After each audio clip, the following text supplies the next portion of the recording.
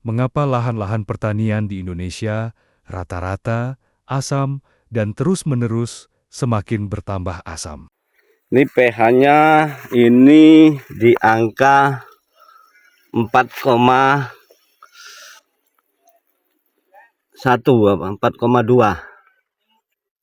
Ini karena dipengaruhi oleh berbagai faktor alami dan aktivitas manusia. Berikut penjelasan lengkapnya. 1. Indonesia beriklim tropis lembab dengan curah hujan sangat tinggi.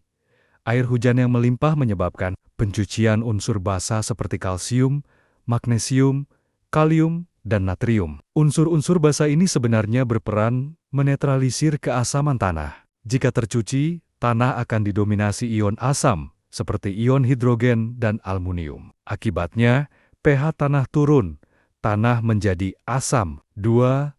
Bahan induk tanah miskin basa. Sebagian besar tanah di Indonesia terbentuk dari batuan vulkanik muda dan tua, serta batuan sedimen asam, misalnya granit dan batu pasir. Bahan ini kurang mengandung mineral basa kalsium, magnesium, kalium, natrium. Saat lapuk, mineralnya menghasilkan ion hidrogen dan aluminium yang meningkatkan keasaman. Tanah hasil pelapukan ini alami bersifat masam. 3.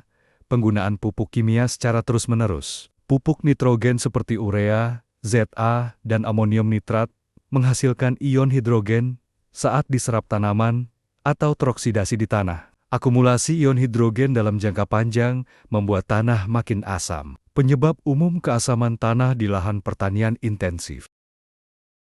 Seperti pemirsa dapat lihat di tabel ini, apabila pH tanah sangat asam, yaitu 4, maka unsur hara yang diserap tanaman sangat kecil sekali.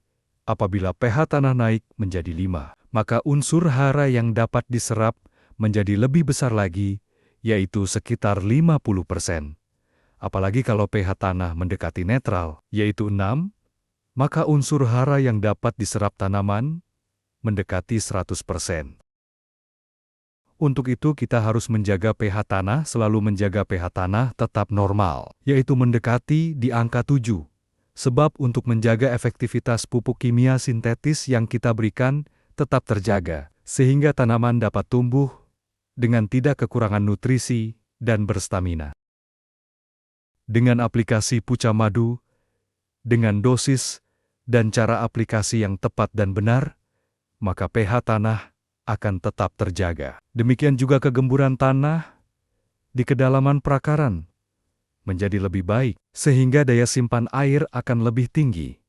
Demikian juga erosi tanah berlebihan juga bisa dihindari, sebab mikroba bahan aktif Puca Madu dilengkapi dengan bakteri pelarut sulfat yang anaerob maupun yang aerob, sehingga tetap efektif di tanah yang berkadar oksigen yang rendah, seperti tanah yang keras maupun di lahan yang tergenang.